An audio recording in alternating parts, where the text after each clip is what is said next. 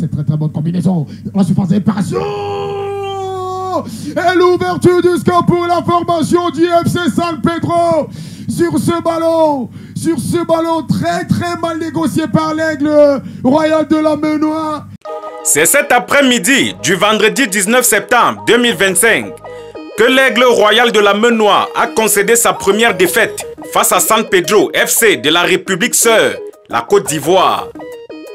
Ce match du premier tour éliminatoire de la Coupe de la CAF débute mal pour cette équipe dirigée par Petit Michel Wamba, qu'on a bel et bien vu assez confiant avant le coup de sifflet qui lançait les hostilités. C'est sous un soleil ardent que les joueurs sur le terrain se sont neutralisés durant toute la première partie, qui s'est soldée par un score de 0 but partout, malgré les tentatives de part et d'autre.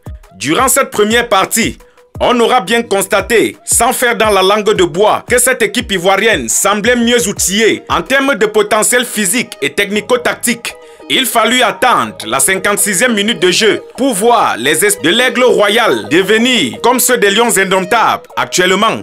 Grâce à l'ouverture du score d'Abi, le joueur ivoirien, qui fait ainsi passer le score de 1-0 en fonction de San Pedro, l'Aigle tentera tant bien que mal de reprendre son envol, mais le poids de l'éléphant sera inéluctablement un obstacle. Sur une magnifique combinaison tactique qu'on appelait autrefois le 1-2, l'attaque de San Pedro a piégé la défense du rapace camerounais et sans trop comprendre comment, la défense de l'Aigle a constaté que la balle était dans son dos et qu'elle était battue de vitesse par Abi, qui s'est retrouvé seul face au gardien qui aura tenté une sortie à la André Onana. Hélas, Abi avait plus de vitesse et du bout du pied, il prolongea le ballon dans les filets.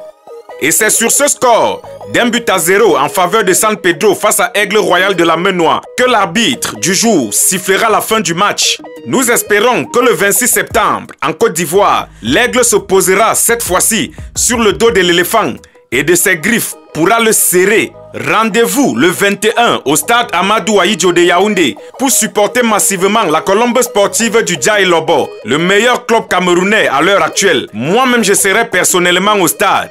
Nous sommes ensemble pour la suite.